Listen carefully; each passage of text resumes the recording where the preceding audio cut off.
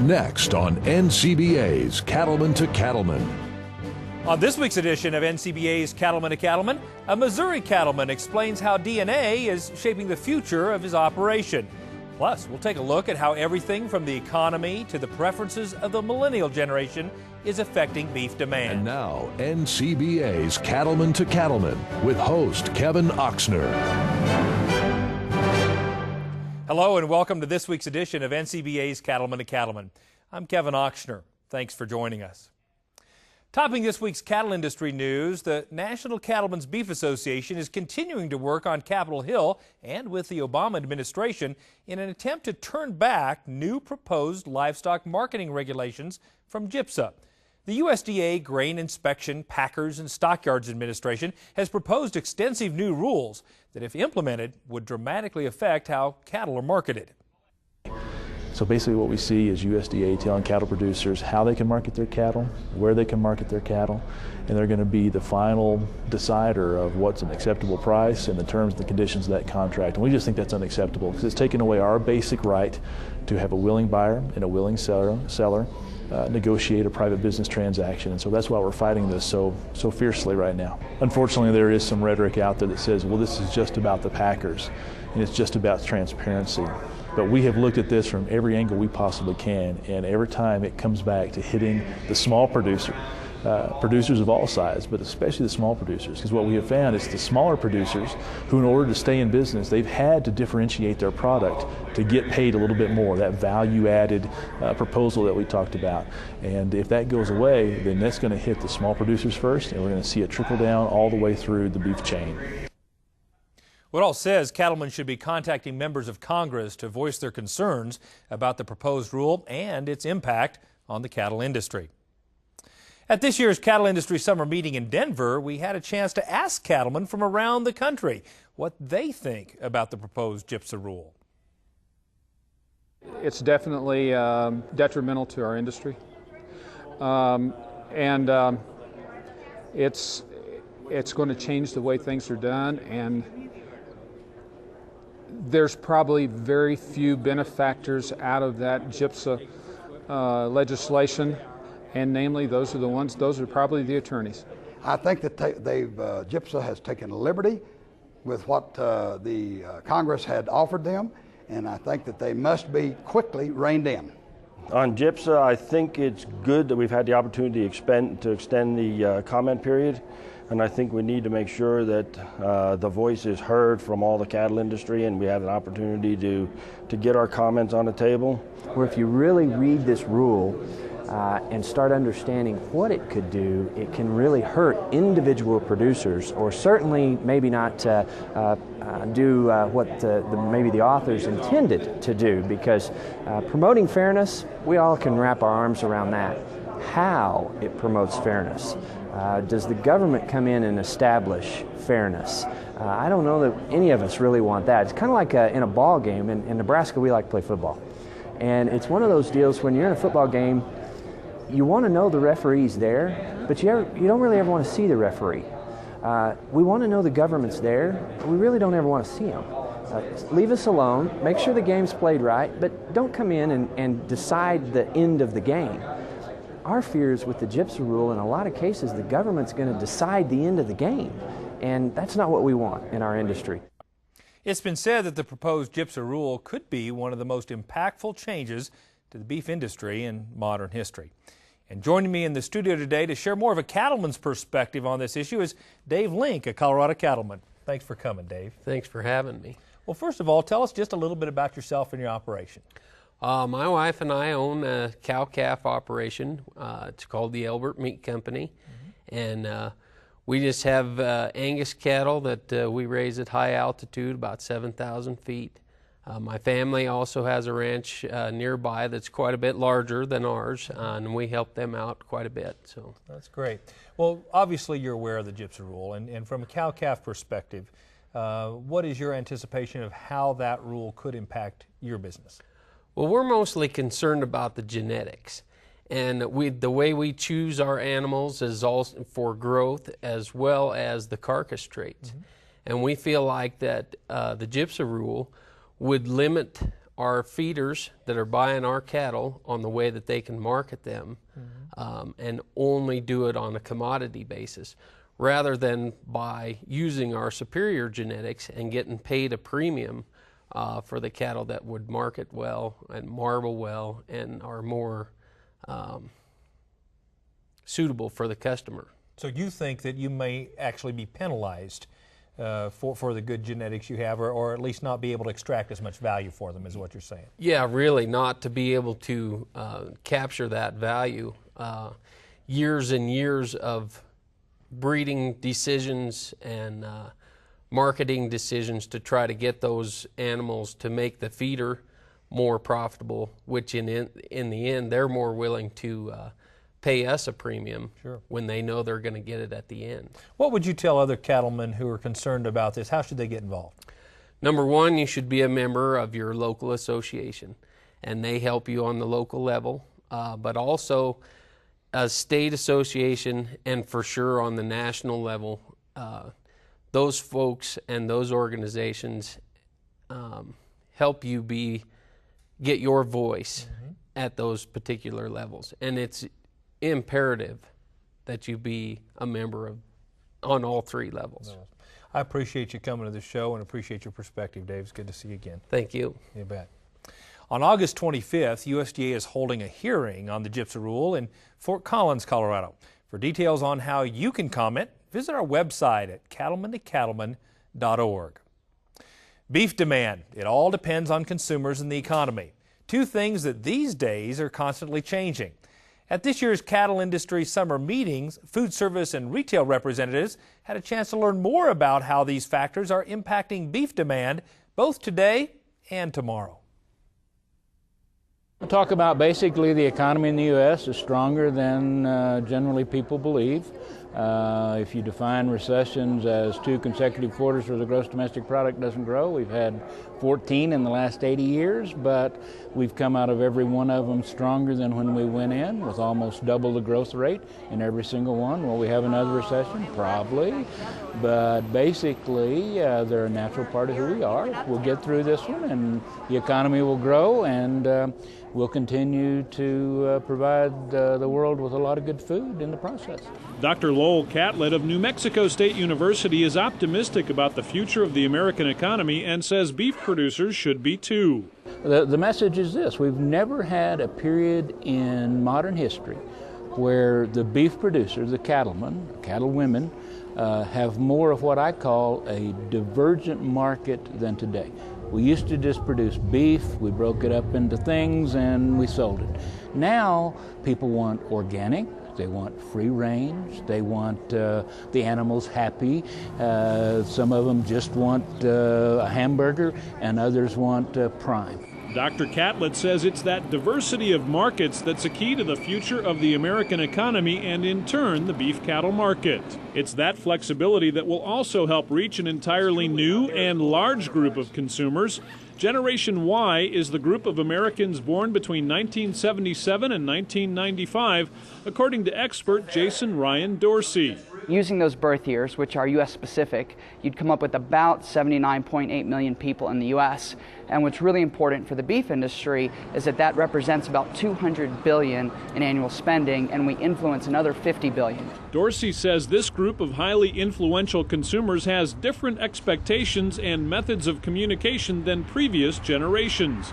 And how you reach out to Generation Y is key. That whole social experiment for us is too much. In fact, if you call us, we won't answer, but if you send us a text, we write back. So it's these kind of things that if a retailer knows, and even the supply chain, they can start to understand how do we build our presence, our positioning to Gen Y in such a way that it's credible, that it's not seen as salesy, that they want more information, and that you build the trust, because ultimately Gen Y, we're very influenced by trust. So what does Dorsey say to the beef industry about what consumers really want? A lot of people in the beef industry I've spoken to recognize that Gen Y is entering. We're this huge generation. We're the entire 18 to 32 demographic. But along with that, I think there's a lot of stereotypes, and I think there's a lot of misperceptions in terms of us being able to go and buy things and have money, in terms of us wanting to go and have dining experiences, in terms of us having friends over and cooking for them. And if we can cut through some of those stereotypes and get to what Gen Y really wants and then show them how they get there, I think that $200 billion plus opportunity is enormous. And I think it's something that as an industry, beef really has to step up and say, we want to be a part of this. And Dr. Catlett says these generational changes make for a bright future for America. Very optimistic, because we've never had it so good. The average person that lives in poverty in America today has more dishwashers, washing machines, color television sets, every appliance that makes their life better than the average American had 1 generation ago. And a generation mathematically is 19 years.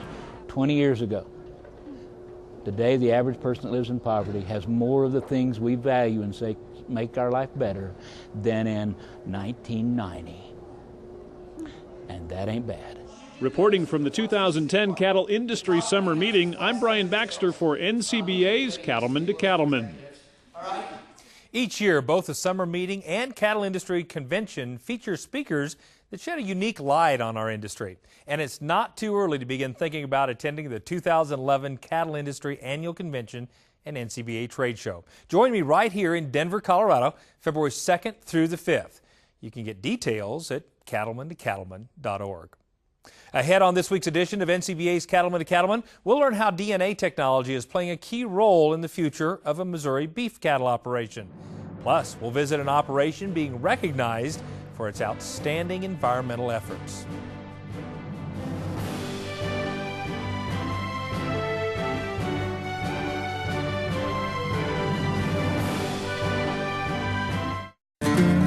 Draxxin, clearly cattlemen's #1 choice to fight BRD. Here's why. Nothing's more depressing in a stalker business as the doctor and doctor. And you still have your chronics, you still have your death loss. And with Draxxin, we just found out that, especially with microplasts, you just had to be there to see the results. And the evidence backs up what most cattlemen already know. Draxxin cuts chronics and mortalities by 70%. So talk to your veterinarian and check the online calculator at Draxxin.com. You'll see, nothing gives you more for your money when you're fighting BRD. Just a great antibiotic. Very, very effective. Don't let the price tag scare you. It's a no-brainer. You just use it. Do not use in female dairy cattle 20 months of age or older. Do not use in calves to be processed for veal. Draxxin has a pre-slaughter withdrawal time of 18 days. Please visit Draxxin.com or call 1-888-DRAXXIN for more information. Quality matters to me because I put the finishing touches on the cattle I feed. I search for the highest quality forages and provide a comfortable environment that allow the animals to thrive and grow. I'm the last person that has an impact on the quality and consistency of the product that goes to the consumer. And that matters to me and the crew that I manage. I'm proud of what we'll do here today.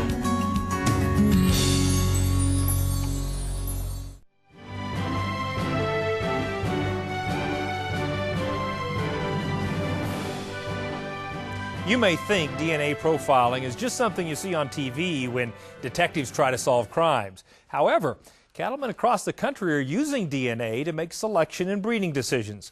Reporter Brian Baxter heads to Graham Farms in Patterson, Missouri, to learn how the most powerful and comprehensive genetic profile can help ranchers make informed livestock selections. Many producers know their whole life they want to own cattle, but Matt Graham had a very different way of ending up in the ranching industry. I went to college for aerospace engineering, got a bachelor's and master's in that. We came home and stayed here on the farm. I didn't want to raise a family in the city, and that's the only place where aerospace engineering's work. So stayed here and started a family. Matt and his dad Rick now run Graham Farms in Patterson, Missouri, a cow-calf operation that Matt's grandfather started back in 1965. And we have about 700 acres of row crop, corn and soybeans, about 400 mama cows that we feed out their calves, complete from calving to carcass, basically. For years, cattlemen like Matt's grandfather have sold and purchased livestock based on their appearance alone. But today, Identity is helping producers make more confident decisions. I've always been a numbers kind of guy, and that's where Identity came in. Is my grandfather always looked at the cows and the bulls and said, I want that one, that's the best one, and I like to see a little deeper and see what kind of numbers they got to go along with their looks. Cattle can look very similarly from the outside, but their genetic potential is very different. And so frequently producers will buy an animal based on looks and realize once they've got that animal home and producing babies that those cattle don't produce to the potential that they thought they would. Identity offers a comprehensive DNA profile that helps producers dig deeper by looking at 15 economically important traits as well as 7 genetic abnormalities. It allows producers to evaluate animals at an early age, especially traits that are either hard to measure or very expensive to measure. So Identity allows them to take an inside look and evaluate those animals and allows them to make those important decisions on replacement heifer selection and as well as maybe bull herd sire purchases. Their DNA profile now has something for everybody. It doesn't matter if you're selling feeder calves or backgrounders or carcass on the rail. They have something if you pinpoint what you want to sell and then use the profile to go towards that goal, it would pay in the long run.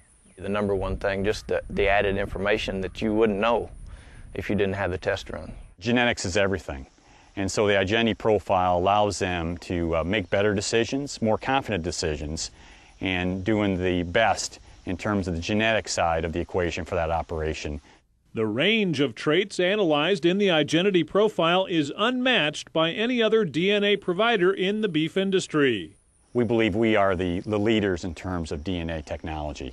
We have the most comprehensive internal and external validation process, and so customers should be assured that the Identity profile information is comprehensive, it's accurate, and will allow them to utilize this information and make better decisions for their operation. The maternal and reproductive traits are important to take into consideration because these traits directly affect the replacement heifer's profitability down the line. Probably one of our greatest tools is in the ability to select for replacement heifers through the use especially of our stayability, maternal cavities, and heifer pregnancy traits. With DNA and with our Identity profile, we have very comprehensive trait analyses when it comes to those particular maternal traits. So a producer can feel very confident when he's selecting individuals based on their Identity profile results for heifer pregnancy rate or stayability, that he is propelling his operation forward in terms of doing a better job in their reproductive ability and so forth. So DNA and the Identity profile really fits well for a producer that's trying to improve his, some of his reproductive traits, such as heifer pregnancy rate or stayability. We'll return to Missouri with more DNA technology tips right after this.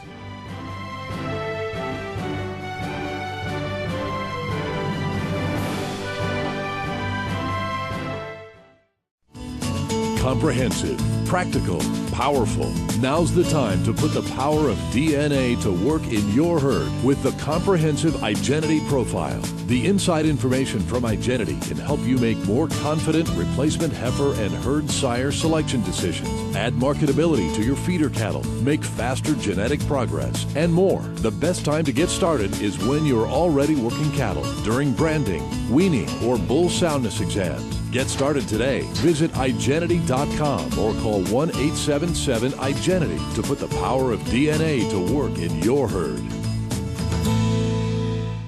You're not responsible for the weather, just the cattle. And Rangeland works as hard as you do to deliver performance, production, and profitability. Cattle need consistent nutrition. They'll get it year-round with Rangeland products from Land O'Lakes. Deliver what they need free choice in weather-resistant loose minerals and mineral and protein tubs. Get the most out of your forage. See your Land O'Lakes Co-op for products that will stand up to whatever Mother Nature throws at us. Weather's coming in. Rangeland. Consider it done. Discover a great roundup for beef producers. Now, Boehringer Ingelheim Vetmedica Incorporated has rounded up the top brands of animal health products. You bet your boots you won't find more ways to protect your cattle. So trust the leader to protect your cattle. Trust Boehringer Ingelheim. Talk to your Boehringer Ingelheim animal health representative and discover how we can help your operation.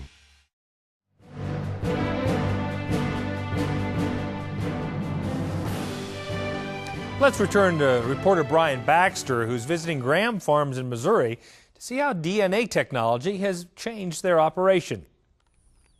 Choosing good replacement heifers and herd sires is critical to the longevity of the herd and ultimately the success of the operation. Producers can't afford to select the wrong replacement heifers, the wrong herd sires, just because the kind of detrimental effect it can have on our operation.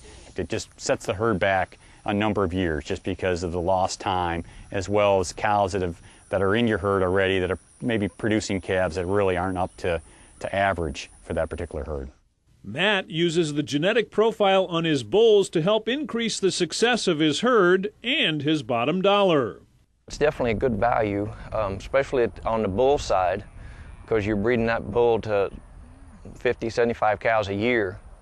And if you're not using the best bull for your money, then you're basically throwing money down the drain. So with the profile, you can get more bang out of your buck. It could take years to actually determine a bull's potential for his daughters to stay in the herd for several years. But by using that genetic profile, we can, as a young bull, determine whether his daughters are going to have that genetic potential. After several years of utilizing iGenity on his operation, Matt and his dad have seen a tremendous change in their cattle and overall profit. It's definitely been a good decision, and we've progressed since we've started it.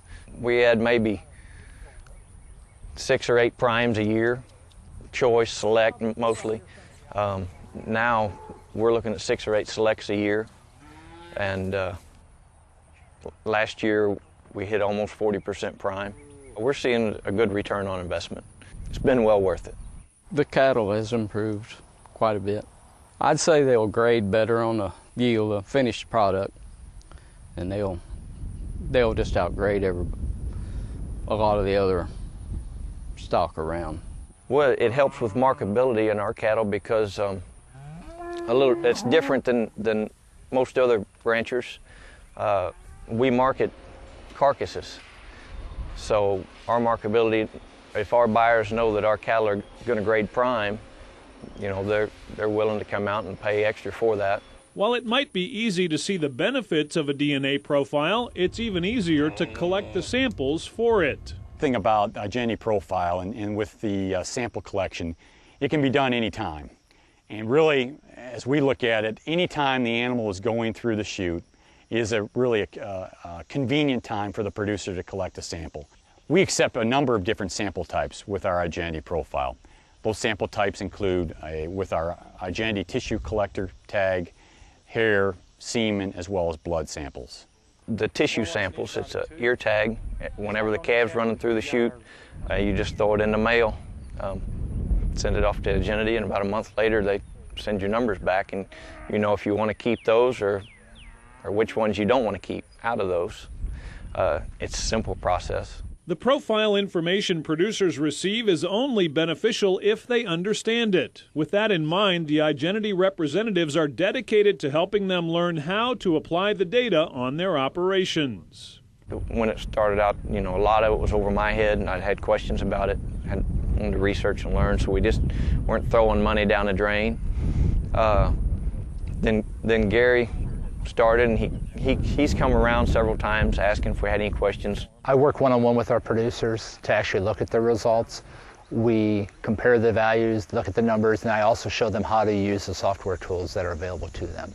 We can then analyze and look at all the results and rank the animals from top to bottom based on the traits that are most important to him, as well as which traits are more important than the others. A comprehensive genetic profile might seem complicated, but Gary says it's actually very simple to get started. There are 4 steps to get started with iGenity. First of all, establish your herd goals. Second of all, determine which animals you want to profile. I would recommend heifers as well as your herd sires. Next, you need to determine when you want to work those calves to collect the samples. And finally, order your kits. While DNA profiling is very important to the success of Graham Farms, Matt and his dad say there's one thing even more important: family. I just say best thing farming is being with family, and they can spend quality time with you while you're at the office. It'd be a dull life if you didn't have your grandkids. And then it's good to work with them and have them grow up with you.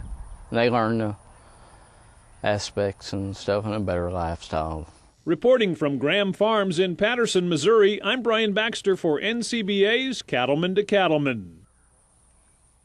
Is a genetic profile something you believe might benefit your operation? If so, you can find all the information you need about Igenity and their DNA profiling system at cattlemantocattleman.org. We'll be right back.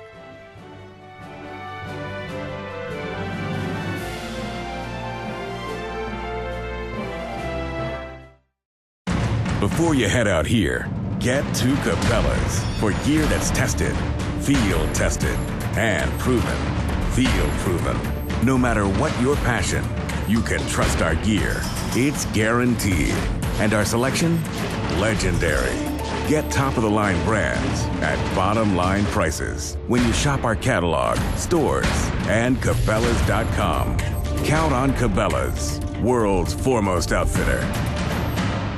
From California to Florida, NCBA's Cattleman to Cattleman covers the beef industry. Each week, join host Kevin Oxner as he interviews industry leaders about the topics that matter most to you.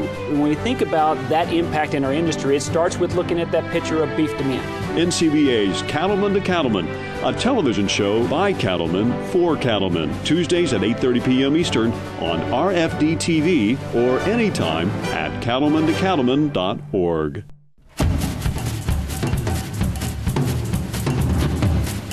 From fresh tomatoes to potatoes and chicken to beef, we're as picky about our quality ingredients as you are.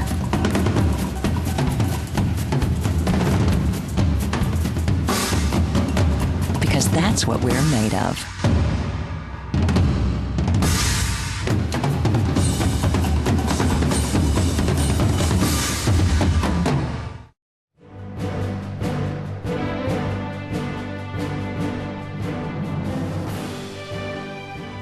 As you may know, this year is the 20th anniversary of the Environmental Stewardship Award given by NCBA and the National Cattlemen's Foundation, and aimed at honoring all that cattle ranching families do every day to make their environment just a little better. This time around, let's meet the Stewardship Award winners in Region 4 as we head to the Golden Country of North Texas.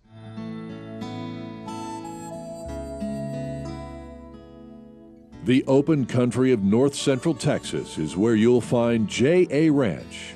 James Reuter Bright and his wife Linda, along with son J.K. and daughter-in-law Liz, run more than 850 cows and yearlings on the same land Reuter's grandfather bought more than 80 years ago. We've had this in our family since 1929.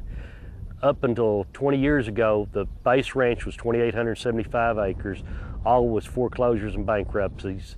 And actually, next to the last property added was a foreclosure, and you don't get land that's in the best of condition when you take them in that manner. But somebody's going to take it. We've taken it and made the best of it. I started purchasing cattle when I was in high school, and actually bought the land in '74. So I've owned it ever since then. Gentle handling of the cattle and the land are hallmarks of the Bright family stewardship. Their cattle work as a tool to manage the range for optimum health.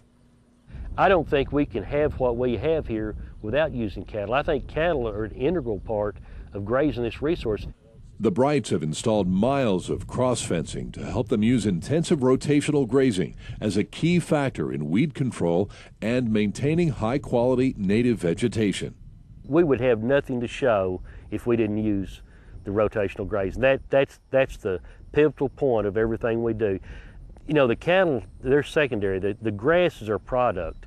The cattle are our harvesting machines, and that's what we walk to market. And we have to take good care of them, but our base resource is grass. That's what holds the whole world together. At the beginning of his ranching career, Reuter consulted with the local NRCS office for conservation planning and technical assistance. The J.A. Bright Ranch has had an active conservation plan in place since 1964.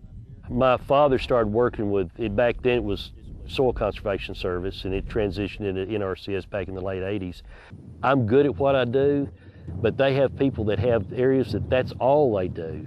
And bringing their expertise in and working with what I do and bouncing ideas off each other. They learn a little bit from me, I learn a lot from them, and we refine what I'm trying to do. If you flew over this place in an airplane and you looked at surrounding acreage, surrounding ranches, this ranch would just pop to the top because of the range condition, the quality of grass, the diversity, the lack of noxious brush, and it's a balance between grass and timber and water. It's a show place. Keeping water resources clean is a key focus on J.A. Ranch as well. Since the 1990s, the Brights have voluntarily worked with a self-imposed water quality management plan that ensures clean runoff from their pastures. This is especially important because J.A. Ranch is within the Trinity River watershed, which supplies water to 11 million citizens from Dallas to Houston. We developed a water quality management plan where we addressed all the issues on the ranch that could possibly lead to any kind of contaminants leaving this ranch. Everything that we do upstream of everybody else, it's it's paramount to what happens downstream. If we just all this good grass out here, filtering all the water, and everything else that goes on makes a big difference. A director of the Texas and Southwest Cattle Raisers, Reuter also serves on NCBA's Natural Resource and Environment Committee and has led conservation and stewardship education efforts at the local, state, and national levels. We're proud of what we're doing and sharing that with other people. And I go on other tours at other people's places and we talk about this stuff. And I've seen some of my neighbors improve what they're doing because of what we're doing. So this transcends our property line. It goes across, and the further it goes, the better. We want people to understand that there's a better way of doing it. There's an easier way of doing it, and the rewards are greater. So that's what it's all about. Reuter and his family have a deep-rooted sense of responsibility, and J.A. Ranch is a shining example of how sound grassland, livestock, and wildlife management can work together with good conservation practices. I'm proud to see what all my father's achieved out here, and his father, and I want to be the one to step up and take the reins and carry us into the future. So it's a beautiful thing when you look out and you see everything coming together like this. My mother told me something not too many years before she passed away. She said, you can take care of your land or God will take it away from you. We have an obligation to ourselves, to our family, and to society to take care of this land. Check out our website to see more of this year's environmental stewards at cattlemantocattleman.org. Tips from our friends at Beef Quality Assurance up next.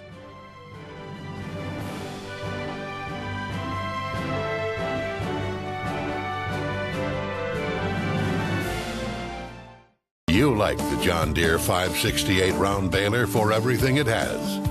Now, you like it even more for what it doesn't. Get rid of the twine tie system and run a 568 with nothing but net. That's right, nothing but easy loading, fast wrapping, bale protecting, cover edge net wrap. Put one to work in your field. See your John Deere dealer today.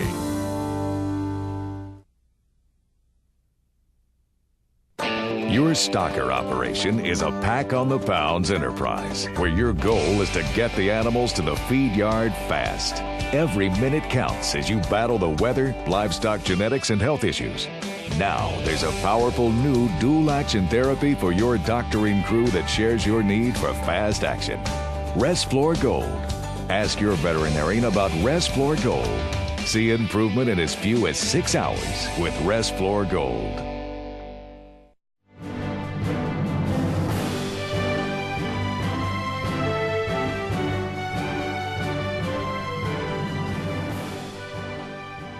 Properly collecting and testing for antibiotic residue in your cattle is an important step in beef quality assurance. The Beef Checkoff funded BQA program has tips on how to do so quickly and efficiently. We're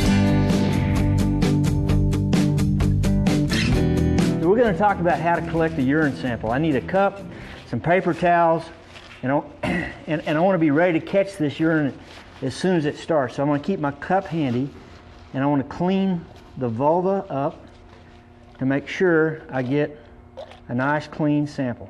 So I poured up my urine in a sterile tube, and I'm going to head to the office, label my tube and head to the office, and we'll check this urine to see if there's any remaining residues that would inhibit us or prevent us from marketing this cow in the next, I should know what the results are in 8 to 12 hours.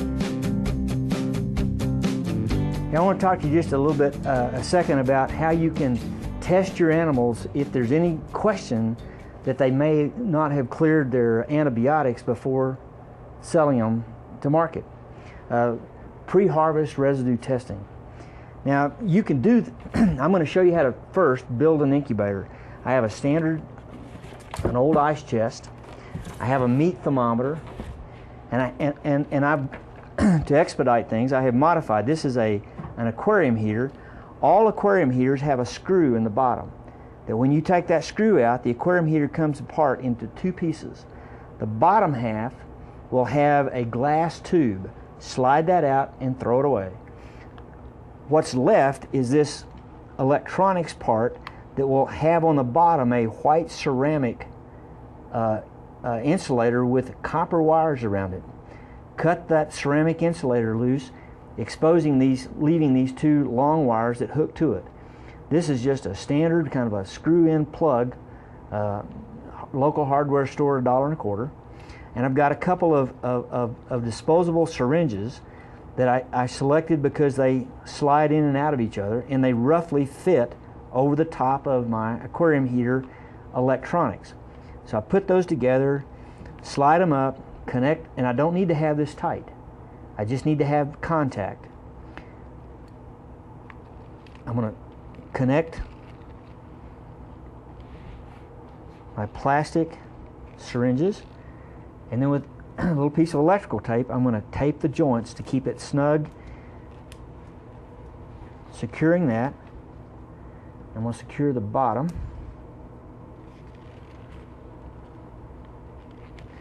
And the last thing to complete my incubator is I need a heat source now, since and we're going to use a light bulb. And a small watt light bulb, like a 40 watt or something. I've cut a hole in the top of my incubator, and I'm going to slide it in the top of my hole and connect my light bulb. And I now have a heat source that will allow me to incubate our residue test. Now when I slide that in, and before I put it back in the box, I want to show you how this works. As I turn the thermostat on the top of the light bulb, on the top of the aquarium heater, you notice that the light bulb will come on and off. Fair enough? So when I set this inside my styrofoam ice chest, I now have a heat source that the heat, and in fact it produces heat pretty fast. You can see it moving from 80, it's rapidly moving up to, you just watch the meter climb. It's now at like 88, climbing toward 100. Now I'm going to turn this down so the light bulb goes off, and it will just come on and off at about, and I want it to stay between 80 and 100. Now, our incubator is ready to go. The next thing I need is a standard auger plate. This is a blood auger plate, sheep's blood, or you can use a standard Mueller-Hinton plate, which is what the federal government uses in the packing houses. Additionally, I need a control disc to make sure that my test works. I need some spores. Now these are Bacillus megaterium spores for what's known as the fast test, but Bacillus subtilis would work, as well as Bacillus stereothermophilus. Don't worry about that. You can contact the NCBA and they will contact me, and I'll make sure that you know how to get spores. But this is what we're going to put on the plate. I also need some sort of magic marker to identify my test, and a cotton swab. And I'm going to start by undoing my cotton swab. I'm going to dip it in these spores. Now these are safe spores. This is one of those things that if your dog gets a hold of it, it won't hurt your dog or your children. Now I'm going to completely cover this plate with a liquid that has all these spores. And notice that I want every single millimeter of that plate covered. Totally covered with the fluid that was on this swab. Now, I'm going to set this swab aside, and the next thing I need is a control disc. Now this is a neomycin 5 microgram control disc, and I push this off, and wherever it lands, leave it. I'm going to touch it with the top of my deal to make sure that it makes contact with the auger, and I'm now ready to test my urine. I have a urine sample that I collected from a cow and another swab.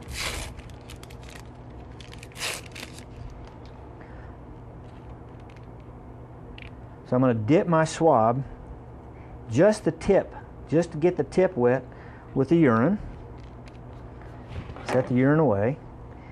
I'm going to lift the top of this and I want to break this off. And I want to make real sure that I have clean hands, so I don't have anything on my hands that could give me a false test. Lay that on top of my auger. I'm going to touch it to make sure that it makes contact. Slide my plate back on top. And you'll notice that this plate is large enough I could test 4 or 5 animals. And this plate, plus the little swab, plus all the materials, are less altogether, less than $10. Notice that our light bulb is coming on and off, and my temperature is about 82. I set it auger side down, double check my incubator, and in 6 to 12 hours, what I will notice that there will be a complete carpet.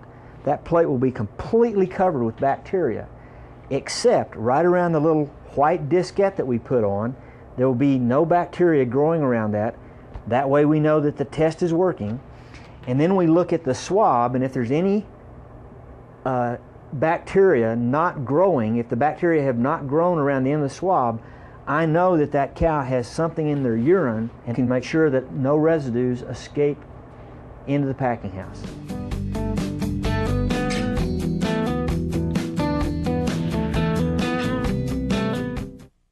Check out more from the Beef Checkoff funded Beef Quality Assurance Program at cattlemantocattleman.org.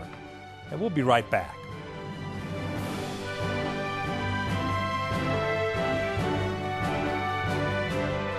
Consumers count on America's cattlemen to deliver quality beef every time. So in your daily work to raise cattle, keep quality top of mind in everything you do, in the care, feeding, and handling of your animals. You can be a part of a national program that provides sound, proven guidelines for beef cattle production that will establish you as a leader and responsible stockman. Beef Quality Assurance, or BQA, is a national program funded by the Beef Checkoff that can help you strengthen your operation, improve cattle care, drive more value to the bottom line, and increase consumer confidence in the quality of America's beef. Producers across the nation have embraced the BQA program because of their commitment to be the world's best producers of beef, and because assuring beef quality is our job, not someone else's. Find out how you can become BQA certified. Visit the website bqa.org.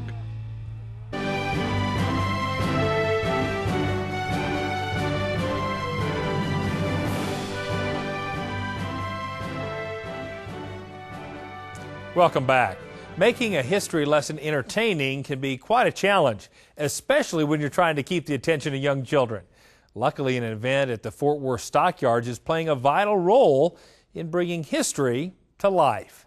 Reporter Justin Field explains. The Fort Worth Stockyards quickly become a classroom as kids of all ages gather around a campfire for Cow Camp, a fun event designed to teach kids about life during the times of cattle drives.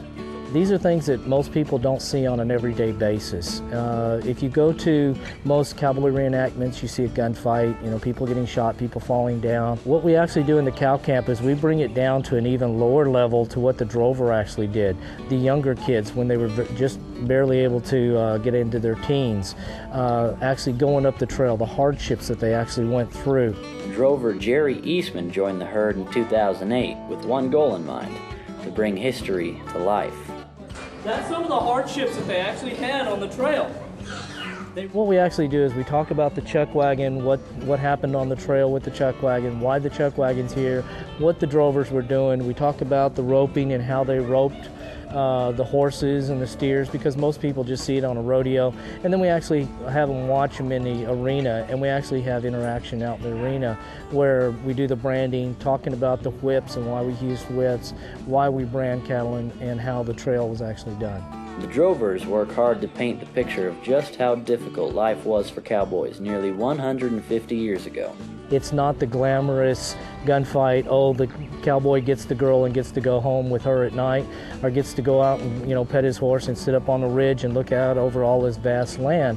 He's actually out having to work to do what he's got to do. With 2,000 to 3,000 head of cattle, there was probably only 15 to 20 drovers that went up the trail with them. They had to ride back and forth quite a bit. They had to depend on each other. He was gone and we had some downtime, which was not a lot because we're in the saddle 16 to 18 hours a day. It just takes us back to how hard they worked and the crafts that they did back then, and what they did to help the farmers, to help the ranchers, and probably how we don't utilize our time very well today. The values were there, the morals were there, and obviously taking millions of head of cattle up in the 20 some odd years that they took them up there certainly added a lot of the values and morals that established the cowboy and the cowboy life. But as the drovers point out, life for a cowboy isn't all that different today. A lot of the people that live in cities don't understand that real cowboys today are actually out on ranches, sitting out there with the cattle in a lonesome area just by themselves, the way it was actually done 150, 200 years ago. With so many demonstrations, everyone who attended cow camp learned something new. Your saddle is made out of a tree. I didn't know that either. And the things you put your feet in, they are made out of wood, but leather is covering them. Even those who are young at heart went home with some interesting facts on hand. Well, I didn't realize that the spurs did as much as that they did as far as helping the cows move. I thought you just popped them once and that's what made them go. Jerry hopes that everyone leaves with a better understanding of the history of cattle drives, and he hopes to continue educating people of all ages for many years to come. If we don't keep our past and remember our past, we're going to lose it. And it's great to see all these kids come out here. I'm actually at my dream job now. I get to dress like a real cowboy. I get to ride a horse. I get to move cattle down the street. I get to talk about history. So this is really a dream job. I hope that the people that when they leave here have an appreciation of what their forefathers basically had. It's a life experience that you can learn more about animals you love. And that puts a smile on everyone's face. Look at that camera, little Texas. Come out with that camera. Reporting from the stockyards in Fort Worth, Texas, I'm Justin Field for NCBA's Cattleman to Cattleman. What a great way to teach kids a lesson. Stay with us. Baxter Black is up next.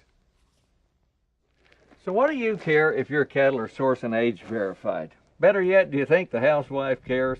Well, 70% of consumers surveyed want to know where their food comes from. So where do you start? With this little green ear tag.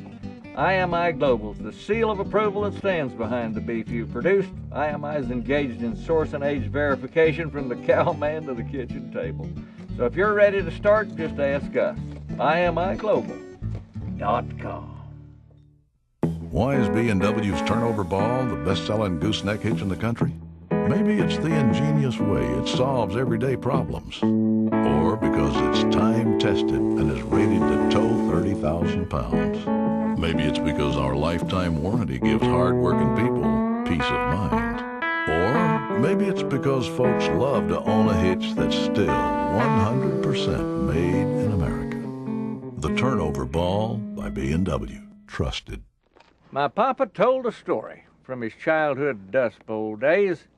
He was out a-riding fences, trying to find them anyways, when he saw a cowboy buried in the sand up to his waist. Papa trotted up behind him till he saw the feller's face. "How you doing?" asked my papa, careful not to be blindsiding. The cowboy tipped his hat, looked up and said, "I'm fine. I'm riding." Well, as time went by, Papa grew and finally found a girl. But the big war put him on a ship and clear around the world. Their letters, few and far between, were sweet in many ways. She would write him love and kisses and inquire about his days, about his health and meals and mental state and how he was abiding. "Don't worry, darling, I'll be home," he said. "I'm fine. I'm right."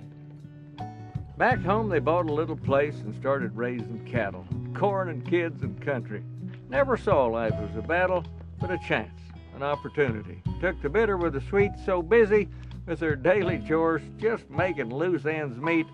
Sometimes they'd pass each other like two ships at sea a-gliding. He'd peck her cheek, she'd squeeze his hand. "We're fine," they'd say, "we're right." Well, their life went by, and they got old.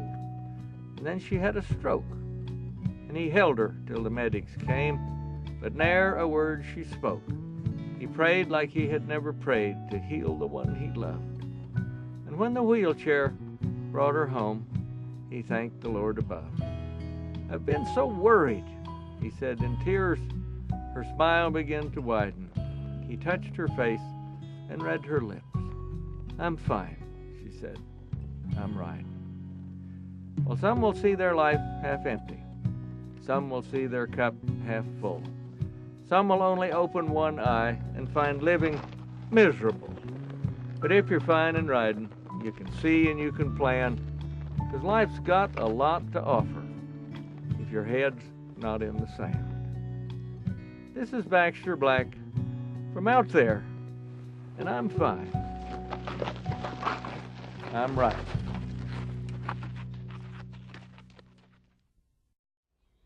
Thanks, Baxter, and thanks so much for joining us for this week's edition of NCBA's Cattleman to Cattleman. Be sure to join us next week right here on RFD TV.